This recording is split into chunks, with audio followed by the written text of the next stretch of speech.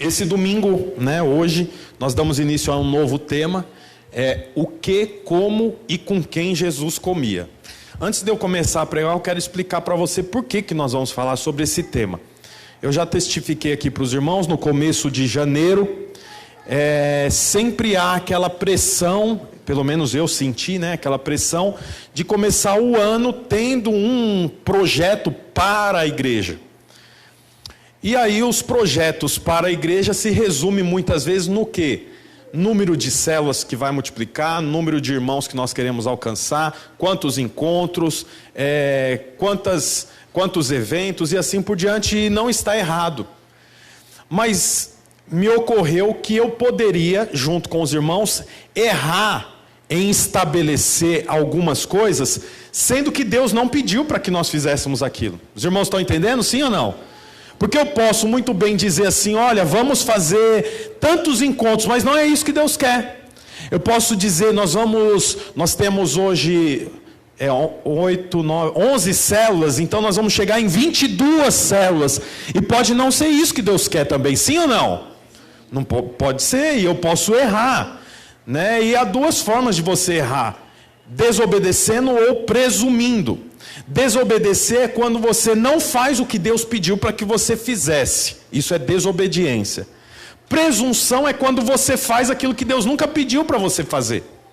E eu fui buscar no Senhor, conversei com os líderes de célula, ouvi uma pregação do pastor Wilson, Wilson Oliveira, que é pastor da Videira, que é uma bênção, amo as pregações dele.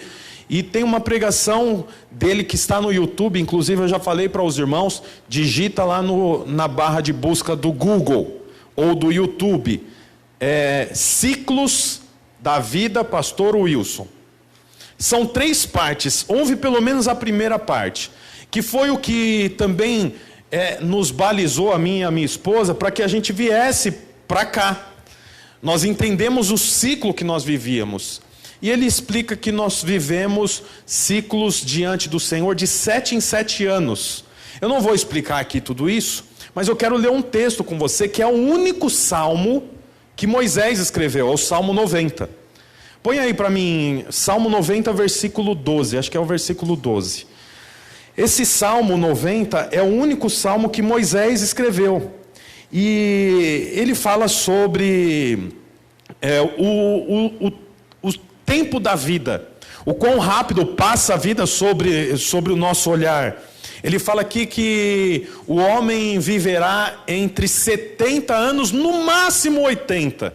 70 anos dá 10 ciclos de 7 anos, baseado nisso que eu estou tentando explicar para você. E ele vai falando sobre o tempo, quão rápido passa, como fumaça aos nossos olhos, isso tudo que você já sabe. Mas o versículo 12... eu amo, porque está escrito assim, ensina-nos a contar os nossos dias, para que o nosso coração alcance sabedoria. Então, Moisés pede para o Senhor sabedoria, condições, pede para que o Senhor ensine ele a contar os dias sobre a terra.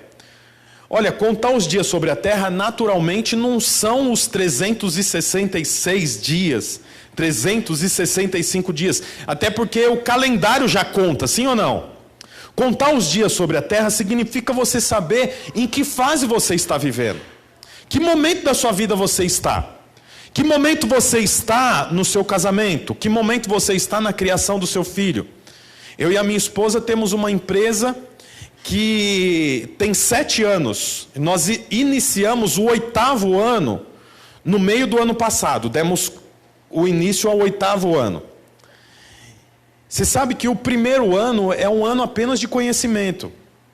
Isso serve para todas as coisas. Primeiro ano do casamento, primeiro ano da plantação da igreja, primeiro ano da abertura de um comércio, primeiro ano da inauguração de uma empresa. É o ano do conhecimento. Não adianta você se iludir, que você não vai ganhar muitas coisas e nem edificar, nem construir muitas coisas. Por quê? Porque é apenas o ano do conhecimento.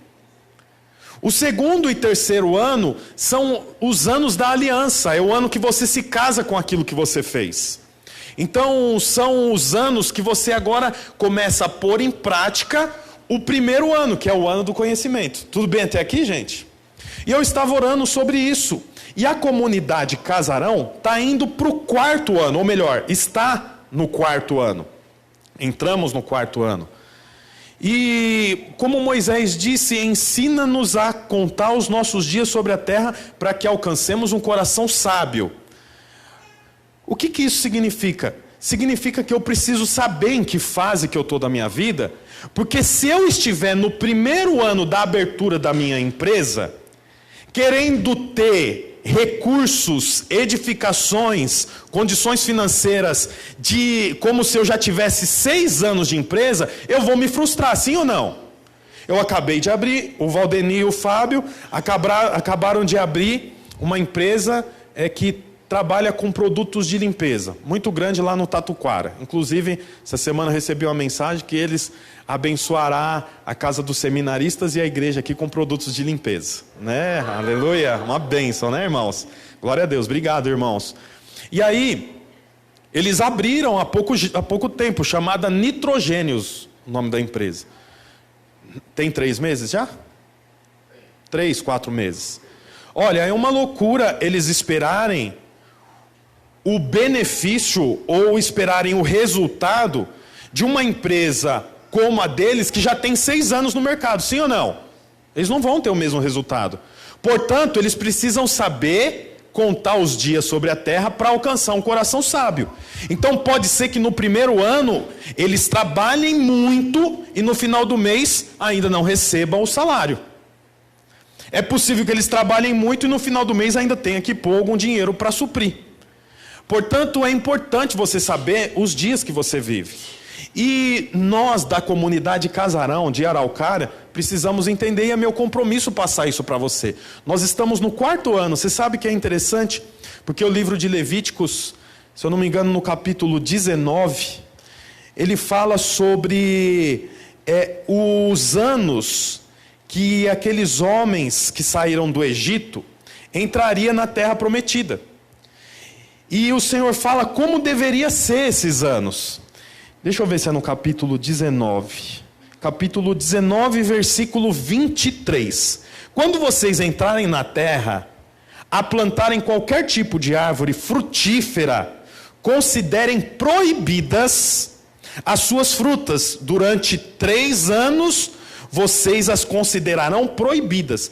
Então, eles iam construir, mas não iam colher e comer daquele fruto nos 3 primeiros anos. Ainda que as árvores dessem fruto, o fruto deveria cair e ficar ali, não era para comer. Olha a continuação. Não poderão comê-las. No 4º ano, qual ano? Faz assim na mão. O 4º ano, todas as suas frutas serão santas. Será uma oferta de louvor ao Senhor. E eu cheguei nesse texto aqui, no meu devocional. Nós estamos entrando no 4º ano da comunidade Casarão. Os últimos 3 anos foram anos de frutos, mas não foram frutos para nós comermos.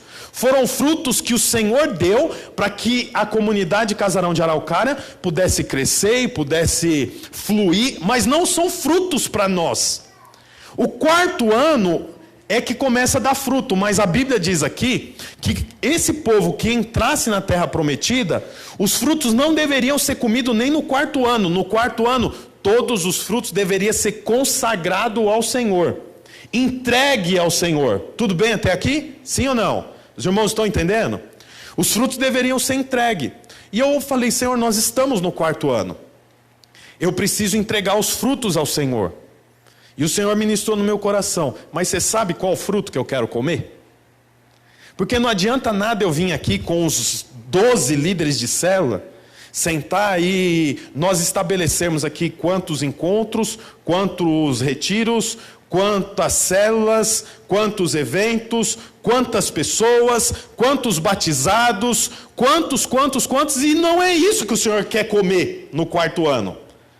Portanto, eu preciso ir para o Senhor e perguntar para Ele, Senhor, o que é que o Senhor quer comer no 4º ano? O que nós da comunidade Casarão de Araucária daremos ao Senhor e te satisfará? Você já ouviu aquela ilustração do bolo de chocolate, sim ou não?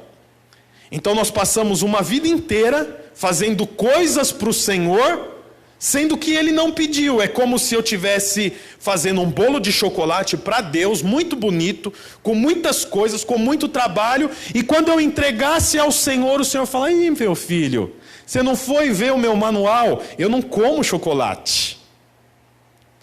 E aí eu faço o que com tudo que eu fiz?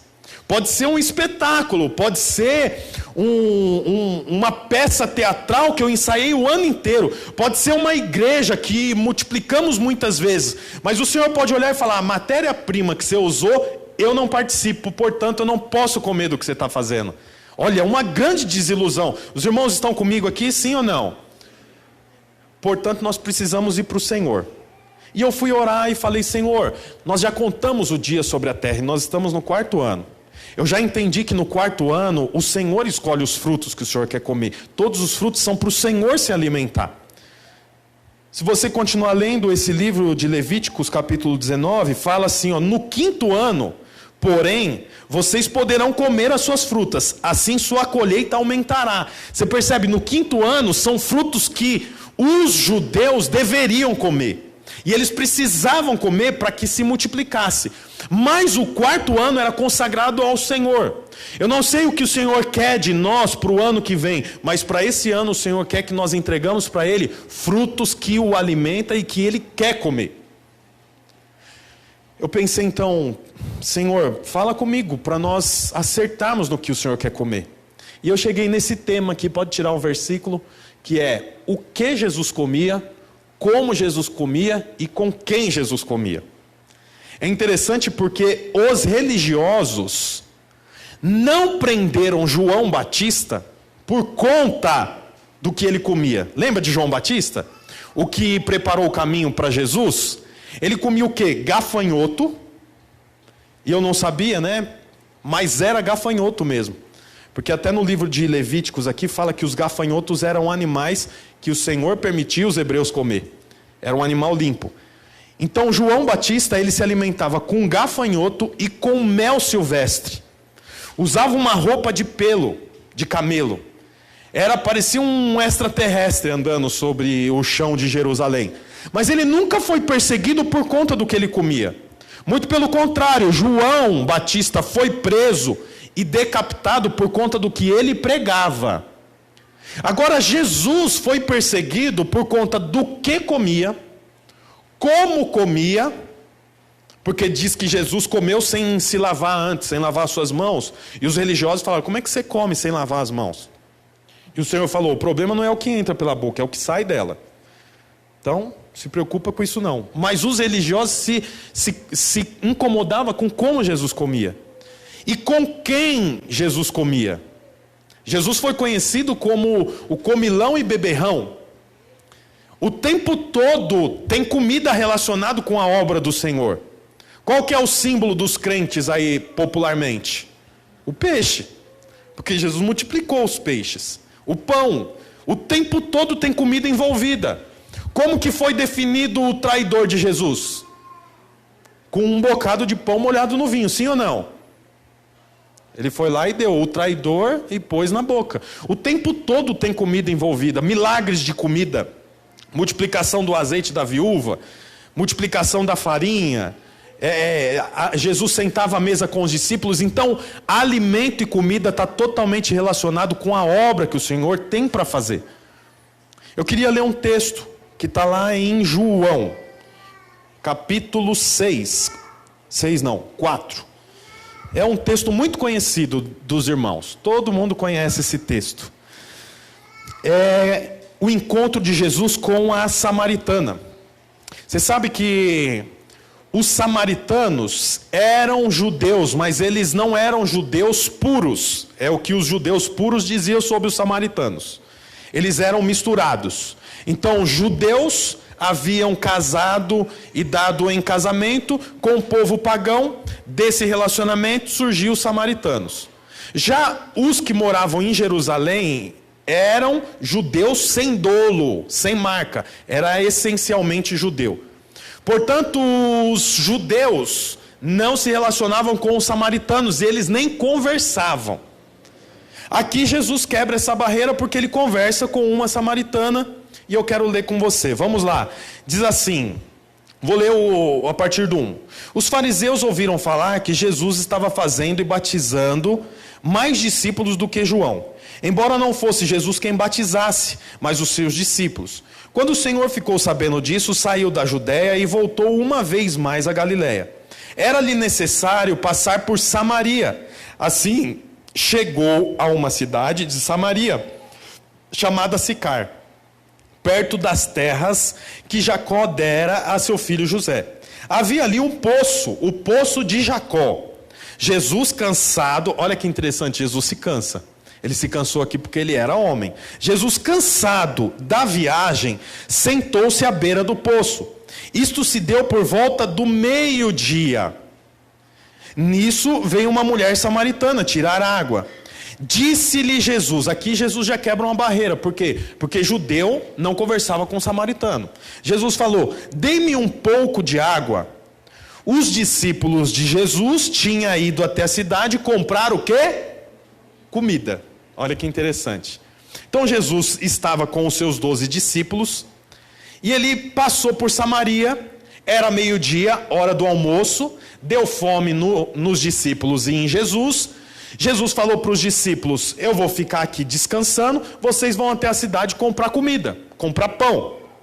Jesus então se assenta num poço e fica ali sentado, talvez roendo unha, pensando, o que vai acontecer, quem que vai encostar aqui. Daqui a pouco chega uma samaritana. Essa samaritana chega e ela vai buscar água. Jesus olha para ela e fala, me dá um pouco de água. Aí vamos ver a resposta dela aqui. A mulher samaritana perguntou, como o Senhor, sendo judeu, pede a mim, uma samaritana, água para beber? Pois os judeus não se dão bem com os samaritanos. Como que ela sabia que Jesus era judeu? Pelas roupas. As roupas evidenciavam os judeus da mesma forma que as roupas evidenciavam os samaritanos. Jesus lhe respondeu, se você conhecesse, vamos falar conhecesse junto? 1, 2 e... Se você conhecesse o dom de Deus e quem lhe está pedindo água, você lhe teria pedido a ele e ele teria dado água. Você percebe que o fator para que essa mulher tivesse água, e a água que mata a sede realmente, não era não pecar. Porque você vai ver daqui a pouco que essa mulher já tinha casado 5 vezes. E o marido que ela tinha não era marido dela. Então ela era uma mulher amante do homem. O Senhor não fala, se você não tivesse pecado, eu te daria muita água para você beber. Se você não fosse sem vergonha e quase comparado a uma prostituta, eu te faria coisa muito melhor. Não. Inclusive ela vai buscar água meio-dia, quando o sol está rachando, porque ela tem vergonha de sair no horário da manhã, que é o horário que as mulheres vão buscar água naturalmente, por conta da fama que ela tinha. Mas Jesus não rotula ela. Jesus fala o quê? Se você conhecesse. Olha, sabe qual que é o fator para você ter a água que mata a sua sede? Não é não pecar, é conhecer.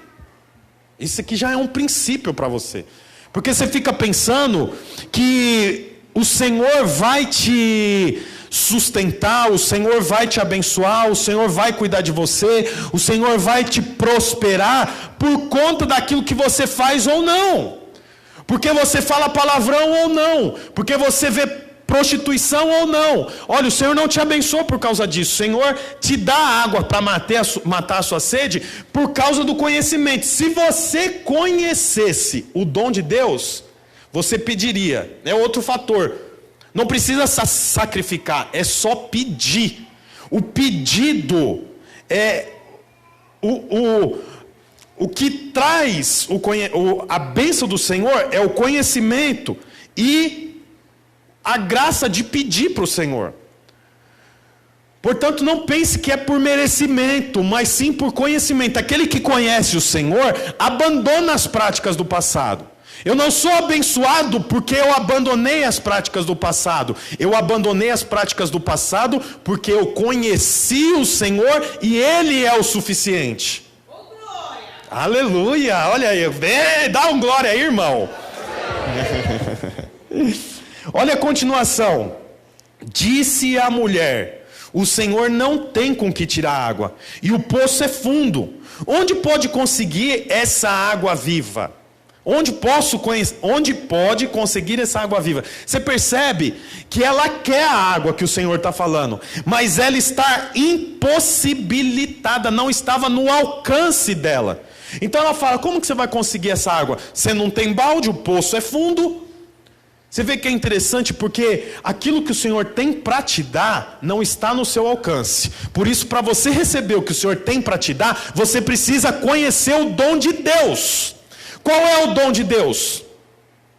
Seu Filho Jesus. Porque dom é presente. Não há maior presente que Deus pudesse ter dado à humanidade se não fosse Jesus. Portanto, irmão, olha o que eu vou te dizer aqui. Você recebe da água que mata a sua sede, você recebe daquilo que o Senhor tem para você, quando você tem conhecimento de Cristo Jesus. Por isso que nós falamos muitas vezes no fim dos cultos: quem aqui deseja entregar a vida para Jesus? Quem aqui deseja conhecer Jesus? Porque não está relacionado com as tarefas que você cumpre, não está relacionado com os métodos que você faz, não está relacionado com o comprimento do tamanho, com as roupas, com a cor da pele, com o dinheiro. Está relacionado com o conhecimento do Senhor. Quando eu conheço Cristo, então agora eu tenho essa água que mata a minha sede. Aí a Bíblia continua: acaso o Senhor é maior do que nosso pai Jacó? É engraçado porque essa mulher que é samaritana, ela vive debaixo da lei. Diga comigo, lei. Ela vive debaixo da lei. E ela pergunta: por acaso o Senhor vai me abençoar? O Senhor é maior do que nosso pai Jacó? E aonde que Jesus está sentado? No poço de Jacó. Portanto, Jesus está sob a lei. Ele está sentado acima do poço de Jacó, acima das leis. Ele é maior. A lei passou aqui. Ela estava vivendo debaixo da lei. Ela estava vivendo debaixo do peso da lei. Mas Cristo estava sob a lei, sob o tempo da lei. Aí olha que interessante aqui, ó. Jesus respondeu: quem beber dessa água terá sede outra vez. A água da lei. Se você beber dessa água, você vai ter sede outra vez. Mas quem beber da água que eu, que estou acima do poço de Jacó, der, nunca mais terá sede. Ao contrário, a água que eu lhe der se tornará nele uma fonte de água a jorrar para a vida eterna. Olha que interessante tudo isso, irmãos. Você já tinha lido esse texto dessa forma? Você percebe o peso que tem? Cristo está sentado sobre o poço de Jacó. Nada na Bíblia é por acaso, irmão. Nada na Bíblia é por acaso. Por que está registrado? Os discípulos, enquanto isso tudo, aonde os discípulos estão? Na cidade fazendo o quê? Comprando comida. E Jesus está sentado sob o poço de Jacó. A samaritana tem Jacó como o homem perfeito, como alguém que a abençoa. É o pai Jacó.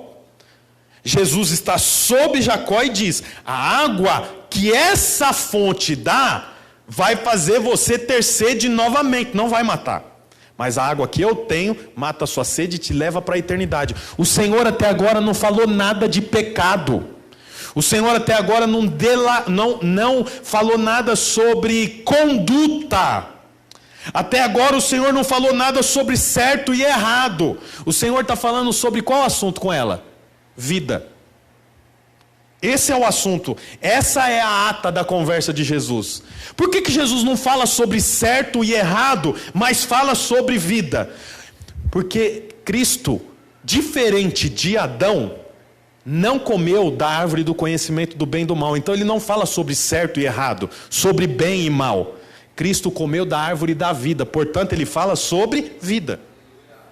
Adão foi o primeiro, mas Cristo é o segundo Adão, que não falhou. Adão falhou por quê? Porque comeu do fruto do conhecimento do bem e do mal. Olha aqui para mim, irmãos. Nós não somos os crentes que falam sobre o que é certo e o que é errado. Nós não temos uma apostila para dizer para você: isso pode, isso não pode. Nós não somos, ouve isso, Nós não somos refém da árvore do conhecimento do bem e do mal. Nós somos aqueles que comem da árvore da vida. Nós falamos sobre vida. Nós não gastamos tempo falando sobre pode ou não pode, barba, cabelo, isso, aquilo. Não! Você tem o Espírito Santo. Você tem liberdade para tomar dessa água que mata a sua sede. Nós não precisamos sentar com você e dizer se você pode ou não pode. Isso é uma maldição. É a maldição da árvore do conhecimento do bem e do mal. Jesus não fala sobre isso. Isso porque essa mulher tem um passado terrível. Vamos continuar. Veja o que aconteceu aqui. A mulher lhe disse: Senhor, dê-me dessa água. Qual que era o padrão para ter a água? Conhecer e pedir. O que ela está fazendo? Pedindo. Por quê? Porque ela já conheceu. Se você soubesse quem está pedindo água, você pediria água. Essa água mata, mas a água que eu tenho te dá vida e faz jorrar a vida. O que Jesus está fazendo? Se apresentando como o quê? Como o dom de Deus, o presente de Deus. É a água que mata a sede. Agora que ela conheceu, o que ela precisa fazer? Pedir, é o que ela está fazendo. Senhor, dá-me dessa água, para que eu não tenha mais sede, nem precise voltar aqui para tirar água. É engraçado porque ela está pedindo água, com um conhecimento pequeno, porque ela não sabe nem que água que é. Jesus está falando sobre uma água que vai matar a sede interior dela. E ela está pensando em tirar proveito. Por quê? Porque todo dia ela tinha que ir lá buscar água meio-dia. Ela falou: se me der esse saquinho de água aí, eu não volto mais aqui. Que água que ela está pensando? A água natural. Então ela tem o conhecimento básico. Qual é o conhecimento básico? Saber que Jesus é o dom de Deus. Ponto. Deixa eu te falar uma coisa, irmão. Não se iluda. O muito conhecimento não vai fazer você conhecer o Senhor. Conhecer o Senhor é experiência. É saber que Ele é a água. Eu não conheço muito, mas eu sei o suficiente para entender que Jesus transformou meu casamento. Por isso o Dinho pode pregar. Por isso você pode pregar. Porque não é um muito conhecimento, mas é saber quem é o dom de Deus. Ai, pastor, eu nem prego lá porque a gente tem tão pouco conhecimento. Aí vai que eles perguntam para nós lá, os filhos de Adão se casaram com as irmãs? Aí eu não sei o que eu vou falar. Da onde surgiu Deus? Eu nem sei, então nem me meto. Vai que ele pergunta sobre os 7 selos do Apocalipse. O que significa o dragão de 7 cabeças? O que é o livro de... Ixi, eu vou me perder. Irmão, você não precisa saber disso para pregar o evangelho. Você precisa só saber: Cristo é o dom de Deus. Eu bebi dessa água, matou a minha sede. Agora eu não penso mais em usar droga. Por quê? Porque Cristo matou a minha sede de droga. Eu não penso mais em trair a minha esposa. Por quê? Porque Cristo matou a minha sede de trair a minha esposa. Eu não faço mais... falcatrua. Eu não sou mais estelionatário. Por quê? Porque Cristo matou a minha sede de ganância. É o suficiente. Portanto, irmão, lá no seu trabalho, lá no seu escritório, lá na sua faculdade, pregue. Fala que o Senhor matou a sua sede. É o suficiente. Olha a continuação.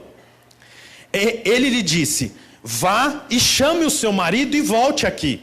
Jesus é engraçado. Olha a resposta dela: não tenho marido, confessou ela.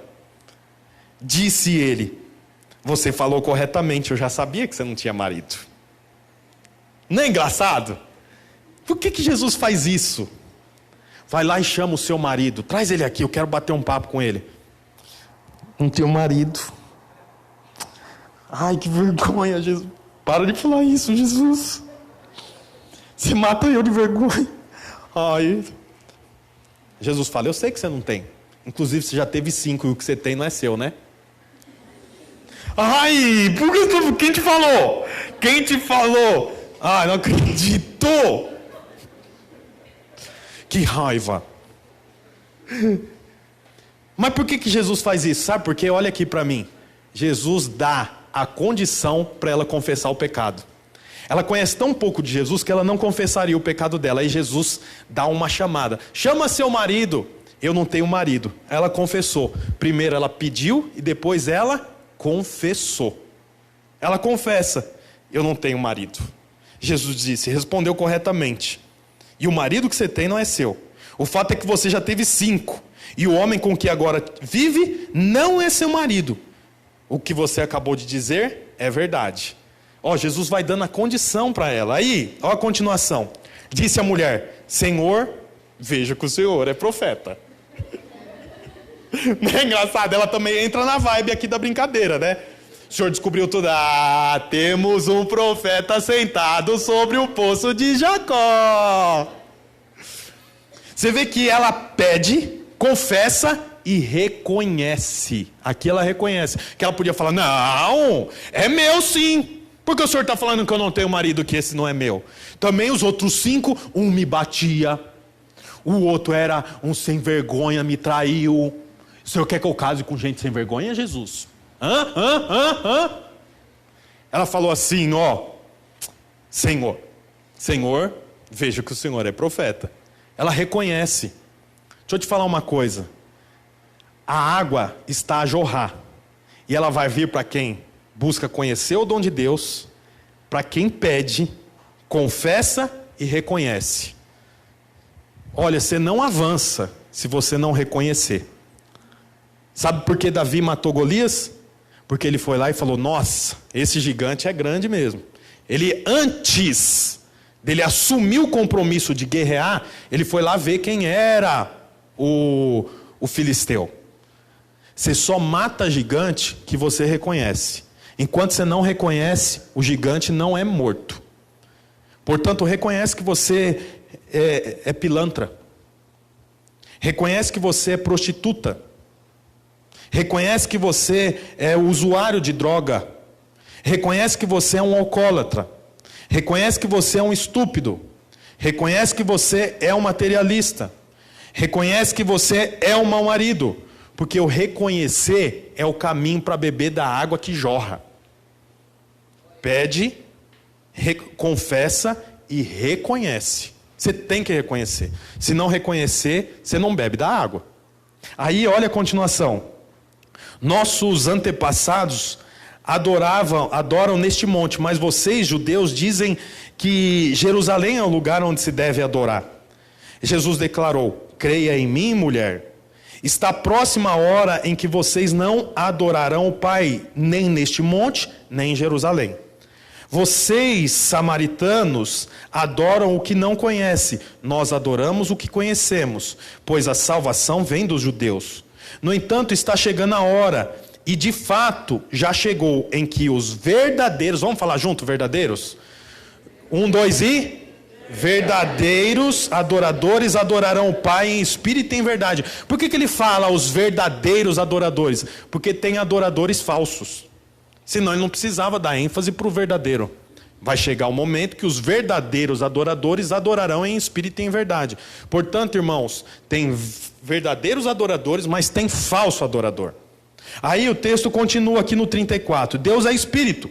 E é necessário que os que o adorem em espírito e em verdade. Disse a mulher: eu sei que é o Messias. O que ela faz aqui? Crê. Então ela pede, confessa, reconhece e por último, crê.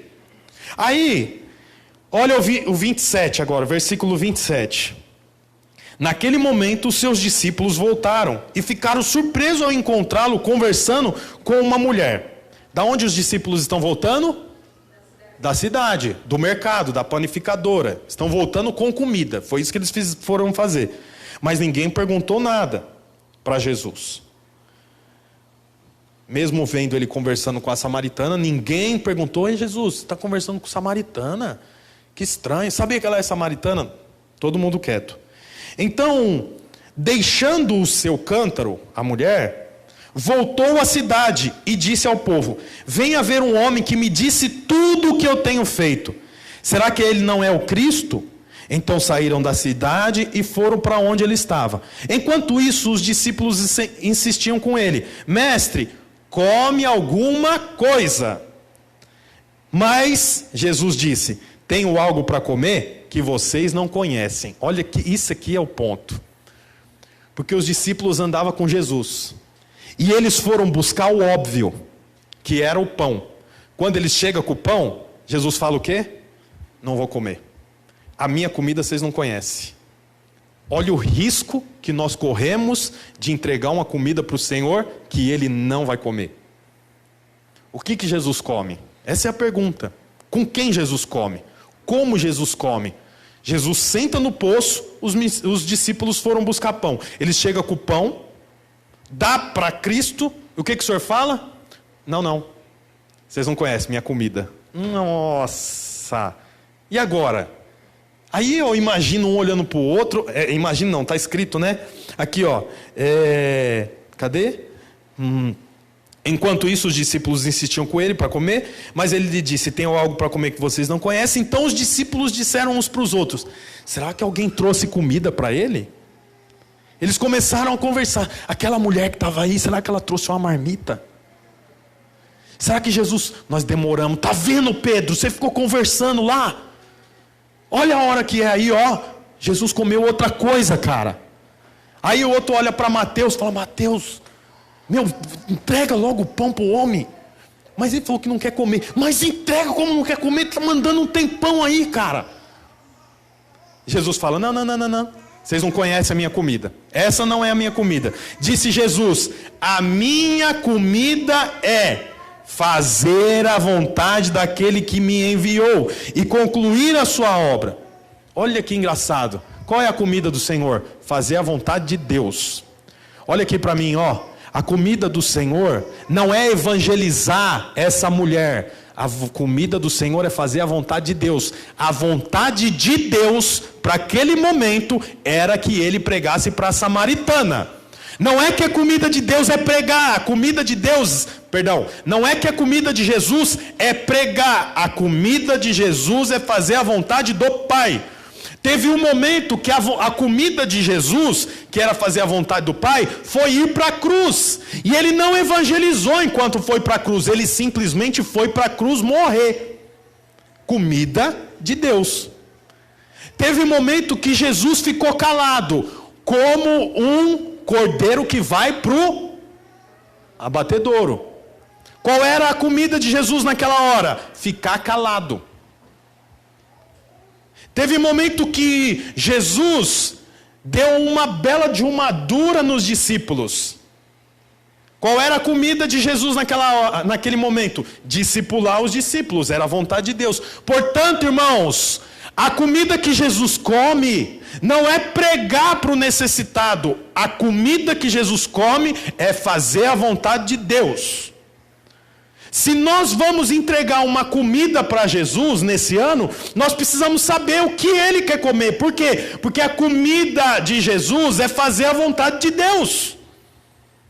Você vê que é interessante que nessa conversa toda aqui, entre Jesus e a samaritana, Jesus não bebeu água, porque o começo da conversa foi como?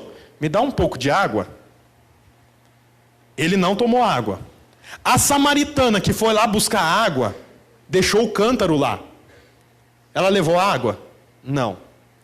Jesus, que estava esperando os discípulos, porque os discípulos estavam trazendo pão, também não come pão.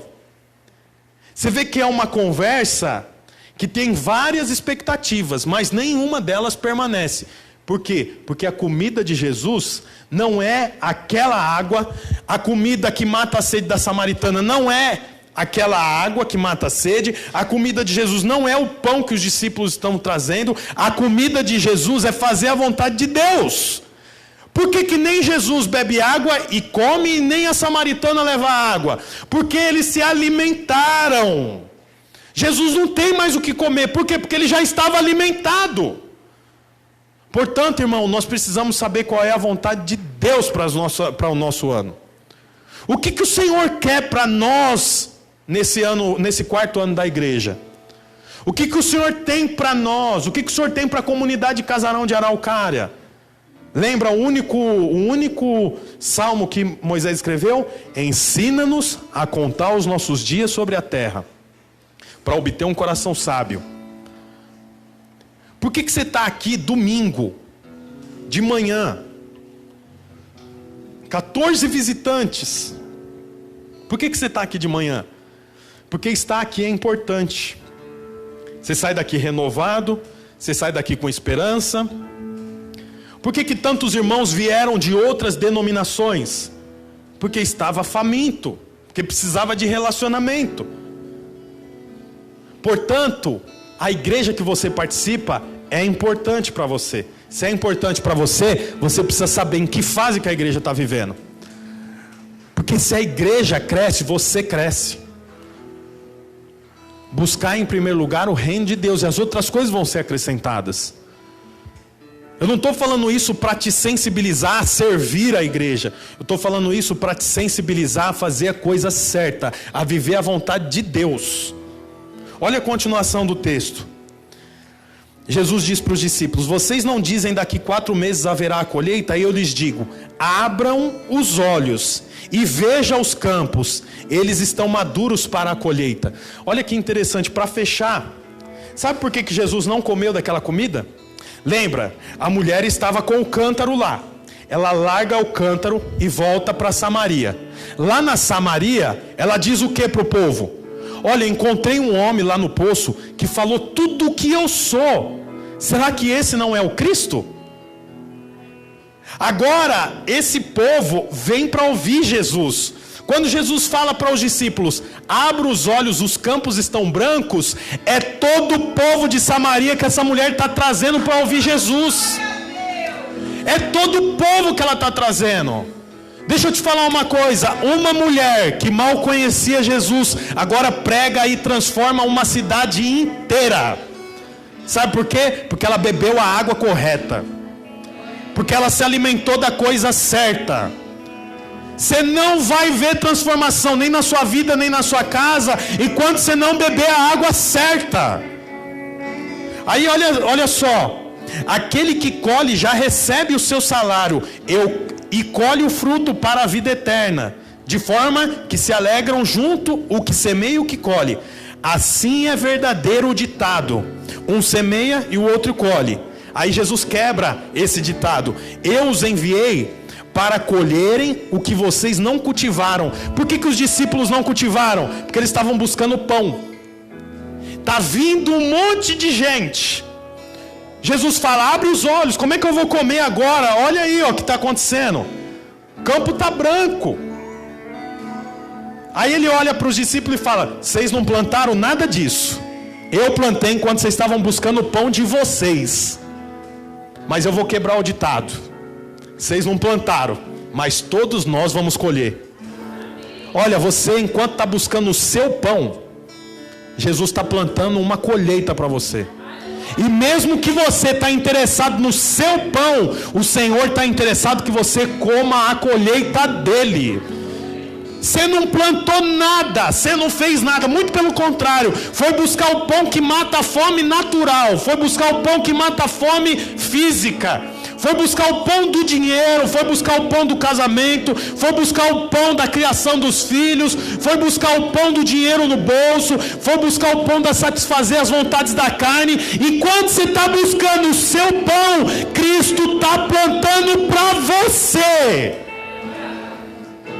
Sua mentalidade está errada, mas Cristo diz: eu vou quebrar o ditado que diz: quem planta colhe. Vocês não plantaram, mas vão colher. Olha que interessante, ele quebra um ditado que você ouve o tempo todo na televisão, na Globo: o que você planta, você colhe. Ontem por acaso estava assistindo aquele programa do Luciano Huck, do The Wall lá, que desce as bolinhas e vai sorteando. Aí um cara estava indo muito bem, daí o Luciano Huck falou assim para ele: você planta o bem, colhe o bem. Jesus está falando o contrário: você não planta nada, eu planto, mas você colhe. Olha que interessante, isso é de Deus. Isso aqui só pode dizer quem senta em cima do poço de Jacó. Jacó não pode dizer isso, ele não tem autorização para dizer isso. Mas aquele que senta sobre o poço de Jacó diz: olha os campos, eu plantei. Enquanto vocês estavam buscando pão lá, dizendo que era para mim comer, enquanto vocês estavam fazendo as coisas de vocês, dizendo que era um presente para mim, esse pão eu não como, filho. O pão que eu como eu já plantei, ó. E é o seguinte: vocês são meninos ainda, vocês são novos ainda. E eu vou dizer uma coisa: vocês não plantaram nada, mas vão colher. Pode vir, colhe junto comigo. Isso é a graça. Isso é o pão do Senhor. Aí olha a continuação: Muitos samaritanos daquela cidade creram nele por causa do seguinte testemunho dado pela mulher. Olha que interessante, eles vieram ouvir Jesus, mas eles creram em Jesus por causa do testemunho da mulher. Não é o conhecimento, não é só a sabedoria bíblica, é o testemunho. A mulher tinha acabado de encontrar Jesus, tinha casado 5 vezes e vivia como uma amante, mas o testemunho dela converteu uma cidade. Deixa eu te dizer algo, o seu testemunho tem poder para converter uma cidade toda. E você vê que interessante, Jesus se alimenta dessa comida aqui, ó. A minha comida é fazer a vontade do meu Pai. O que essa mulher estava fazendo? A vontade do Pai. Olha aqui para mim, não é fazer uma cartilha, é fazer a vontade do Pai. O Gilson trabalha com pintura. Ele me procurou e falou: pastor, quarta-feira eu vou vir pintar esse painel aqui, ó. Olha, a vontade de Deus para ele. Ele está oferecendo aquilo. Eu nem sabia que ele trabalhava com isso. Se é vontade de Deus, então alimenta o Senhor. Se é vontade de Deus, então é alimento, é comida. Portanto, você precisa saber qual é a vontade de Deus. O que Jesus come? Jesus come a vontade do Pai. Portanto, nós, irmãos, do casarão, entregaremos o fruto que o Senhor quer comer. Eu nunca tinha pensado em fazer acampamento, porque dá muito trabalho. Nós já fazíamos lá em São Paulo, é muito trabalhoso. Não está na agenda, nem temos agenda ainda. Aí um dia eu falei: vamos fazer um acampamento? Vamos. E eu senti no meu espírito que esse acampamento, por mais que não pareça, por mais que você possa pensar que é só lazer, esse acampamento não é só lazer, esse acampamento é comida de Deus. Por quê? Porque é a vontade dele. Eu sinto que é a vontade de Deus. Portanto, nós faremos, não sei o que vai dar, mas é vontade de Deus para nós. Nós não fazemos nada sem respaldo. E é vontade de Deus. Eu não sei o que vai vir depois, mas se for vontade de Deus, mata a fome de Cristo. E o 4º ano nós temos que matar a fome de Cristo. O Senhor está esperando. Não adianta você dar qualquer coisa para Ele comer. Tem a coisa certa para Cristo comer. E nós vamos dar a coisa certa para Ele comer. Queria que você ficasse de pé no seu lugar. Feche os seus olhos e ore ao Senhor dizendo: Senhor, eu quero dar a coisa certa para o Senhor comer. Eu quero dar a coisa certa para o Senhor comer. Senhor, em nome de Jesus, eu quero dar o pão correto, Pai. Não é o meu pão, é o pão do céu, é o pão para o Senhor, é a vontade de Deus. Diga para o Senhor, diga para o Senhor.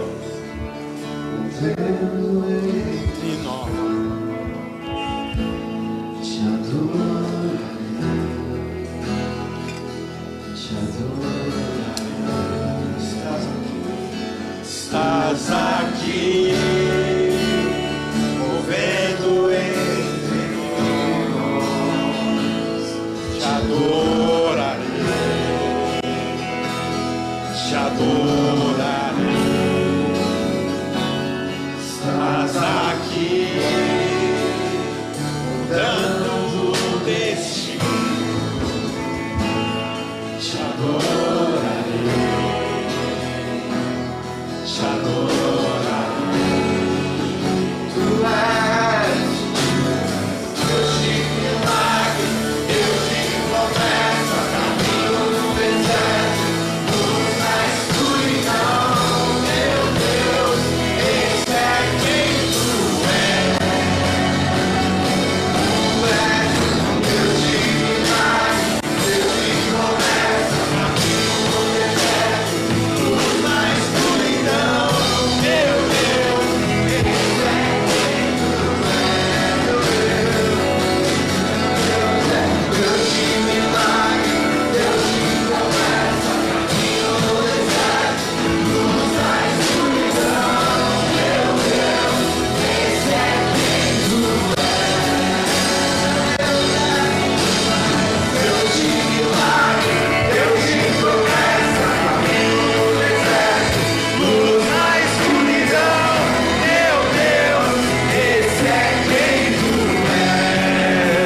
Aleluia, aleluia, aleluia. Sabe o que mais me tocou nisso tudo, irmãos? Que enquanto os discípulos buscavam o pão natural, o Senhor estava preparando a colheita para eles. Não é grandioso? Porque eles estavam preocupados com as próprias coisas, mas o Senhor estava preparando a colheita que agradava o coração do Pai. Olha, se preocupe em viver a vontade de Deus para você. Não se preocupe em buscar o pão. O Senhor tem um pão que mata a sua fome. O Senhor tem a água que mata a sua sede. Que em nome de Jesus, nós como igreja, Senhor Deus, declaramos que no ano de 2020 entregaremos o alimento que o Senhor quer comer, Pai. Declaramos, Pai, que apesar de buscarmos o nosso próprio pão, reconhecemos que o Senhor faz por nós, Pai. O Senhor faz por nós. O Senhor trabalha. O Senhor trabalha. O Senhor faz, Senhor. Não vejo o trabalho.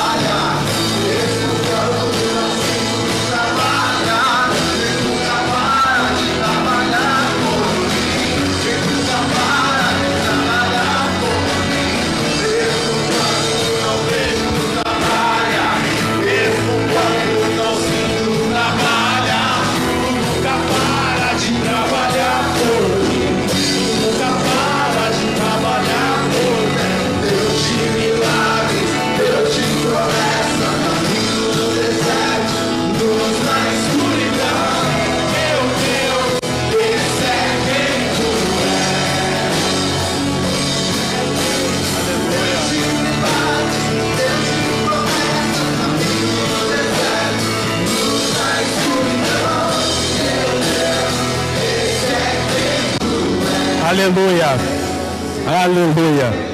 Amém, irmãos? Glória a Deus.